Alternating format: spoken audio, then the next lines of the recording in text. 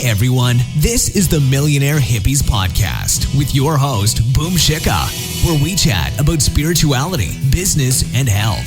We all want to live self-actualizing, fulfilling lives with joy, prosperity, and gratitude. Let's go on this beautiful journey together. Hey everyone, welcome to another podcast episode. My name is Shikha, and I welcome you to the Millionaire Hippie podcast. In today's podcast, I wanted to speak to you guys specifically about freedom. Now, I don't know if you guys have done your value systems, but a lot of times I'll tell people that it's really, really important for you guys to know what your values are. So to start off, I'll tell you how to figure out your values if you don't already know what they are. Usually it's a set of 5 to 7 values that dictate what you want to do in your life ideally. So if everything was right in place, then you would follow these values and that's how you'd live your life. A lot of times ideal is not how we're actually living our life, but it's a good guiding system to tell us how we're off, away from our values, and how we're not really living truly according to our values, right? So there's loads and loads of lists online where you can go online and type the top 100 values or the top 50 values of human beings, and you'll get a long list of them. After you have that list, you sit down, either you can print it out or you can just do it right on the computer, and you sit down and you mark out the values that would be suited to you. So the values that you think would be your values. And you'll come up with a list of maybe 20 to 25. And so you check off those, and then from those 20 to 25, you're going to cull it down to a list of 5 to 10. Hopefully 5 to 7, but 5 to 10 makes sense as well. A lot of those words are going to be similar in generality. They're going to be similar in meaning, but also they're going to mean similar things to you. So you can put them all together, grouping them together, and then figure out the words that mean more to you than other words. And in that manner, you'll be able to bring that list down to about 5 to 7. Now, then after that, you're able to figure out what is your top value. There'll be 5 to 7 values that you really care about, but out of those 5 to 7, there'll be one that you really, really, truly care about. And that value is going to be something that guides everything that you do. For me, that value specifically is freedom. And that's the reason I wanted to speak to you guys about freedom today. Freedom means different things to different people. To someone, it might mean millions and millions of dollars. So it might mean a lot of money. For other person, it might mean time with their family. For yet other people, it might mean surfing all day long. Whatever it might mean to you, different words have different meanings for people. For me specifically, as freedom is my top value, freedom and creativity are very close to each other, but freedom always beats creativity.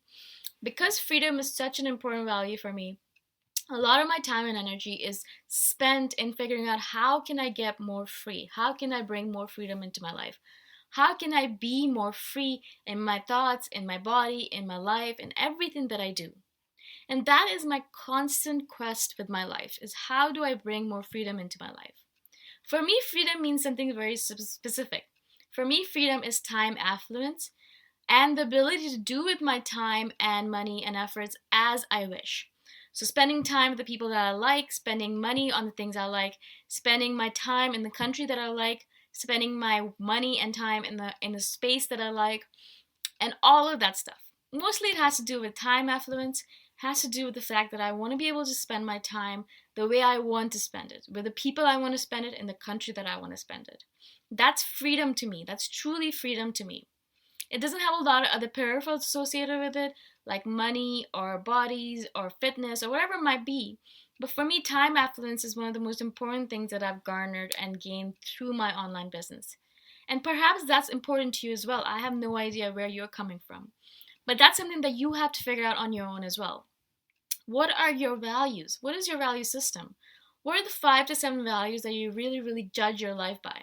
What are the 5 to 7 values that you judge your time by your energy or your effort? What are the 5 to 7 values that you want to live your life by, but you're not able to do that right now? This is ideal life that I'm talking about, ideal scenario. In my ideal scenario, I have so much time affluence that I can spend my time exactly the way I want to do it, every single moment of it. Obviously, though, as real life gets in the way, there's some moments where I'm doing things where I really don't want to do those things, like administrative work or tax work or things like that. But this is something that I have to do to live in the real world. And also, it's something that I do in order to have the time affluence that I do. So a lot of times sacrifices have to be made. That's all right with me, as long as I can have time affluence 95% of the time or 90% of the time. And again, this is my definition of freedom. And freedom, again, is one of my top values. Freedom, creativity, accomplishment, beauty, nature, health, and connection. Those are my values. Those are the most important things to me in this world. These are the things that I live my life by. These are the things that I want to bring into my life. When I don't have one of those things in my life, one of those values are not being fulfilled, then I feel off. I feel like there's something missing. For example, right now I'm missing a lot of connection. Even though I'm living with my family and I love them to death, I have a lot of connection with them. I'm missing the friends and the families that I built in Chiang Mai. I'm missing that connection that I have with them.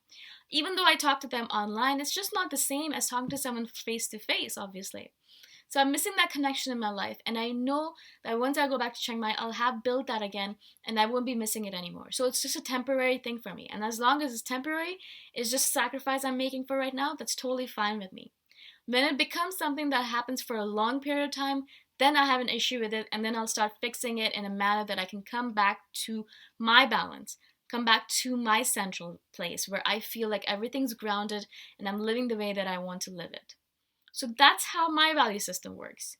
I wanted to bring it to you guys because it's such a great way of looking at life. So every single time you have to make a decision, for example, you can look at your value system and look at the two decisions you're looking at and decide on the one that is more aligned with your values and your value system. If something is not aligned with your value system, it's going to be a high possibility that either you're not going to like doing it for a very long period of time, or you're going to want to quit as soon as you start, or it's just going to irk you in a manner that's going to annoy you or irritate you or frustrate you, and it's not going to be the ideal way you want to live.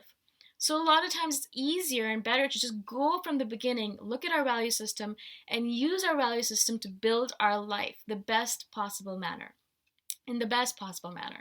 the ideal manner that we want to build it in. A lot of times when I'm making a decision in terms of the person I want to hire, I'll ask them their value system. I want to know, what do they value? What are they looking at? What do they want to do with their life? And the people who are aligned with my value system are sometimes, a lot of times, the people I choose to work with me. If they're not aligned with my value system, there's going to be a lot of conflict between me and him or her, and that's not really going to be conducive to a long-term relationship. The same thing happens when I go into a partnership with a friend or a family member, or even when I'm going into a relationship with a partner.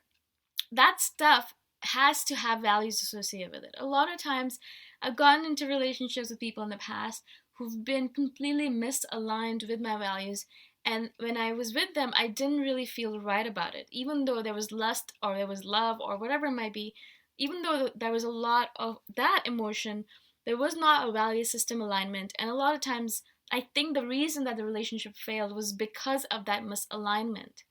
If I had talked to them from the beginning and had spoken to them about their value system and figured out that they're aligned with me or not aligned with me, I would have made a better choice, I think, in the end. Of course, a lot of times our heart doesn't actually listen to the value system, but it's a good way to start. It's a good way to get into it. A lot of times I've dated people in the past whose value system did not include health, and it did not include freedom. And that made me feel stifled and suffocated. But because I love that human being, I wanted to be with them, I kind of betrayed my value system for a while. But you can only do that for a little period of time. Eventually it catches up with you, and then the relationship breaks apart because it's just not going to last for that long if you're not aligned with your value system. That's the reason it's so important for us to look at our value system in the beginning of every new journey, in the beginning of every new relationship, in the beginning of every new endeavor. Because that's going to help us align our values into the system, into the endeavor, and we're going to be able to go into it deeper, we're going to be able to go to it faster and longer and better. I hope this makes sense to you guys. So go on and do your own value system. Go online, go to Google, and just Google the top 50 or 100 values for human beings, and then print it out and just check out the ones that really make sense to you. Like your heart really feels like it's singing when you listen to the word. It really aligns with your heart, really aligns with your mind. Your body feels aligned to it as well. Mark those down. You'll get about 20, maybe 25. And then from those 20, 25, you can just cull it down to about 5 to 10 and do it based on the word itself. Feel how it feels to you. Figure out which word means more to you than the other. A lot of words are similar. A lot have similar meanings to us. And that's how you're doing it. You're just doing it for yourself. You're not doing it for anyone else. You don't have to show it to anyone. You're more than welcome to send it to me if you do this system to boomshikha@themillionairehippie.com if you're interested, if you want me to take a look at it. If not, just keep it as a resource for yourself, so the next time you have to make a decision or you have to make a choice, you can use your values, the 5 to 7 values that you have, and use that in order to make that decision. I hope this makes sense to you guys. I'm so grateful again that you're spending time with me and you're listening to me. If you guys have any questions again, you can message me at boomshikha@themillionairehippie.com, or you can join my free Facebook group, the Millionaire Hippie Club. I'll talk to you guys soon. Bye for now.